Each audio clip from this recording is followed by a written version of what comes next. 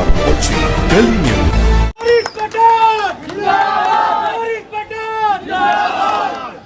बिस्मिल्लाहिर्रहमानिर्रहीम इय्याका नअबुदु व इय्याका नस्तईन। अस्सलामु अलैकुम रहमतुल्लाहि व बरकातुहू। मंच पर तशरीफ़ फरमा मजलिस इत्तेहादुल मुस्लिमीन के तमाम जिम्मेदारान, तमाम उलमा इकराम, मजलिस के लुकमान साहब, मजलिस महिला विंग की सदर हमारी बहन रिजवाना जी, मजलिस की सोशल वर्कर और एक काफ़ी कामयाब हमारी बहन ज़ोहरा जी, सोहेल खान साहब, एडवोकेट शान इलाही साहब, राविश मोमिन जी, और यहाँ के हरदिल अजीज़ सोशल वर्कर सामाजिक कार्यकर्ता हमारे भाई नासिर खान साहब, और हमारे तमाम के बड़े सरपरस्त मौलाना हज़रत बकई साहब, और यहाँ पर मौजूद मेरे दोस्त, मेरे बुज़ुर्ग, मेरे भाइयों और मेरी माँ बहनें। आज का ये जलसा एक इंतखाबी जलसा है, चुनावी रैली है, चुनावी सभा है। देश भर में चुनाव हो रहे हैं। चुनाव के तकरीबन 4 फेज चले गए, 5वां फेज आना है। कल 18 तारीख प्रचार का लास्ट दिन है और 20 तारीख के दिन पोलिंग होनी है। मुंबई में 20 तारीख के दिन वोटिंग का दिन है।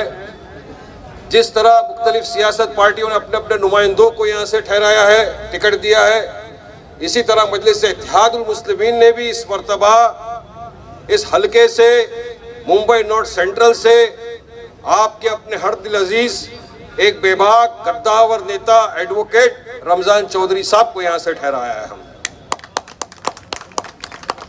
ये चुनावी माहौल है, चुनाव है, सबको चुनाव लड़ने का अधिकार है। जिस तरह बीजेपी को लड़ने का अधिकार है, जिस तरह कांग्रेस को लड़ने का अधिकार है, इसी तरह मजलिस इत्तेहादुल मुस्लिमीन को भी लड़ने का अधिकार है। मगर आप हालात ये देखिए, जब से हम चुनाव लड़ने आए, हमने तो मुंबई में सिर्फ एक ही टिकट पर लड़ाया, मुंबई नॉर्थ सेंट्रल। मगर काफी लोगों के ये क्यों लड़ रहे हैं, लेकिन एक चीज जब मैं उनको समझाता हूं तो समझ जाते हैं और बोलते हैं बिल्कुल वारिस भाई आपकी बात सही है, चुनाव लड़ना चाहिए था आपको, अच्छा कि आप लड़ रहे हैं। महाराष्ट्र में 48 सीटें हैं टोटल लोकसभा की। एक तरफ इंडिया अलायंस है बीजेपी का, तो दूसरी तरफ महाविकास अघाड़ी का अलायंस है जिसमें कांग्रेस है, उद्धव ठाकरे की सेना है, शरद पवार साहब है। हम इन दोनों भी अलायंस का हिस्सा नहीं है।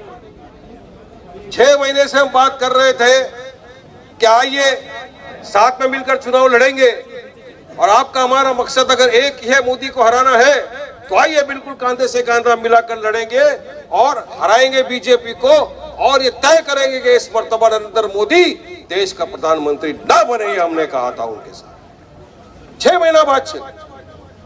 अब कटोरा लेके तो नहीं जाएंगे किसके सामने भीख मांगने, लड़ो हमको नहीं, इनके कान में जू नहीं रहेंगे। यकीन मानिए, ये जो सेक्युलरिज्म के चैंपियन घूमते फिरते हैं कांग्रेस वाले, 48 सीटों में एक भी मुसलमान को टिकट नहीं दिया इन लोगों ने।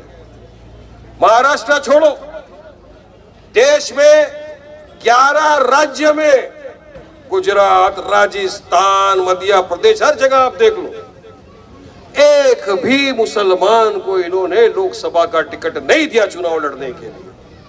क्यों भाई ऐसा? 90% तो आपको मुसलमानों के वोट चाहिए, मगर उनके लिए आपको कुछ करना नहीं। इसे नाराजगी दिखाते हुए मुंबई नॉर्थ सेंट्रल के तकरीबन 40 साल से कांग्रेस में रहे हुए उनके एक्स मिनिस्टर आरिफ नसीम खान साहब ने रिजाइनेशन दे दिया, रिजाइन कर दिया। उन्होंने कहा मैं प्रचार नहीं करूंगा, मैं अगर जाऊंगा मेरी आवाम के बीच में, अगर बांद्रा ईस्ट में मैं जाऊंगा तो लोग मुझसे सवाल करेंगे, आरिफ भाई बताइए, आप तो इतने बरसों से कांग्रेस में हो, क्या पूरे महाराष्ट्र में, पूरी मुंबई में कोई एक ऐसा आपको नहीं दिखा मुसलमान जो लोकसभा की टिकट लेकर लड़ सके चुनाव, जहां पर 66 लाख 6 लाख के करीब मुसलमानों की आबादी है यहाँ पर मुंबई नॉर्थ सेंट्रल में। यहां भी कोई आपको नहीं दिखा एक मुसलमान वाहिद जिसको आप टिकट देकर लोकसभा का चुनाव लड़ाकर पार्लियामेंट में भेज सके ताकि हमारी आवाज बने। बुरा मान गए आरिफ आकाश, बिल्कुल रेजिग्नेशन दे दिया, रिजाइन कर दिया उन्होंने कि मैं नहीं करूंगा प्रचार। हमने कहा आरिफ भाई, हमने बात की आरिफ साहब से, आरिफ भाई हमारे सीनियर हैं, आप आइए, आप हमारी पार्टी में आइए, मजलिस में आइए, असद ओवैसी साहब की क़यादत में आइए, लड़िए चुनाव हमारी पार्टी से, इंशाअल्लाह ताला हम आपको पूरी तरह सपोर्ट करेंगे, आप जीत जाएंगे इंशाअल्लाह। आरिफ भाई ने मना किया, नहीं। अब तमाम जगह से फोन आना शुरू हो गए कि क्यों नहीं लड़ रहे बाकर, कांग्रेस भी नहीं देगी, शिवसेना भी नहीं देगी, समाजवादी नहीं देगा, कोई नहीं देगा, तो क्या वारिस भाई आप लोग भी इसी तरह बैठे रहेंगे? आप भी नहीं देंगे क्या मुसलमानों को टिकट? आप भी नहीं चाहते हो क्या मुसलमानों की आवाज पार्लियामेंट में गूंजे? आप भी नहीं चाहते हो क्या कोई हक की आवाज बन के जाए पार्लियामेंट के अंदर और लड़े?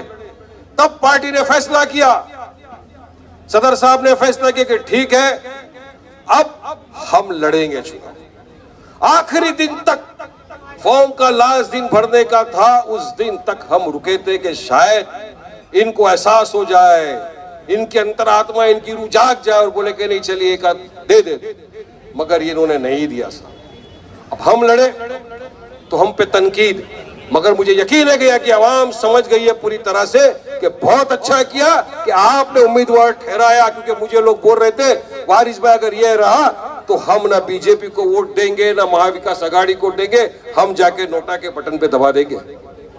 यह था, इतना आक्रोश था यहाँ की आवाम में, इतना नाराजगी थी यहाँ के लोगों के अंदर। अब हमने दिया, अब फराइज आपका बनता है कि नोटा नहीं मेरे भाई, जीतने वाला कैंडिडेट रमजान चौधरी को दे दो मजलिस इत्तेहाद मुस्लिमीन। इस हालात में हमने हमारे उम्मीदवार को उतारा है आपके सहारे पे, आपके भरोसे पर, अल्लाह सुब्हानहू व तआला के इसमें कि बिल्कुल। लोगों ने कहा तादाद कम है, मैंने कहा जब भी 313 थे, मगर अल्हम्दुलिल्लाह फतेह हासिल कर लिए, अब भी कम है, इंशाअल्लाह जीत जाएंगे हम लोग, वांदा नहीं है इंशाअल्लाह। हम असद ओवैसी साहब की क़यादत में चुनाव लड़ रहे हैं। देश के हालात से आप वाकिफ है, थोड़ा जरा बीजेपी के बारे में बताता हूं, उसके बाद वापस आऊंगा, इनकी बात आपको बताऊंगा कि क्या हकीकत है। आज देश में जो हालात से हम गुजर रहे हैं, 2002 से हम आप सब तक रह गए कि जब से मोदी जी चीफ मिनिस्टर बन गए, बीजेपी थोड़ा आगे आने लग गई।